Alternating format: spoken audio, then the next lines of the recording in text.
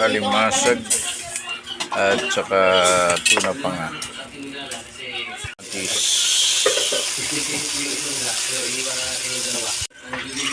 Sibuyas, luya.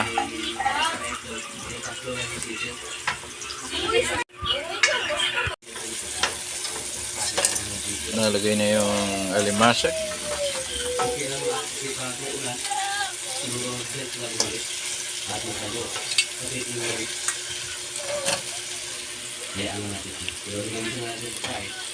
Tuna, panga.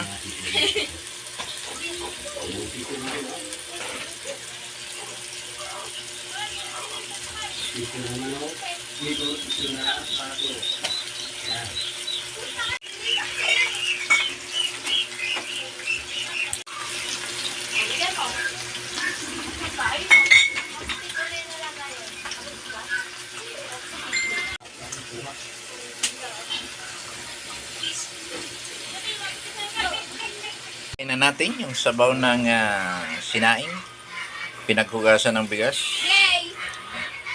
Natin natin kumulo mamaya. Kulo na yan. Ang ginamit natin dyan ay sabaw ng sinaing, pinaghugasan ng bigas. Kumukulo na nga po yung ating sinigang na panga ng tuna at saka ng alimasag. Sinigang na alimasag at saka tuna pa nga. Lagay na natin pampaasim dyan. Siguro maya ahonin natin yan. Ilalagay na natin yung kangkong.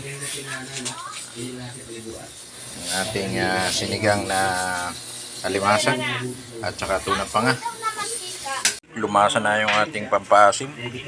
Malinamnam na ang ating sinigang na alimasag at saka tuna pa nga. May sitaw yan, sili.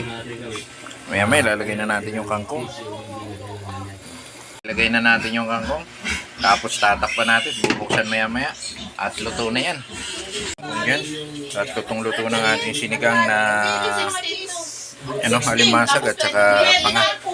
At yan, maingay yung aking mga kasama. Pasensya na kayo. Kaya na ang ating bagong lutong tanghalian natin ngayon. Thank you very much and God bless you.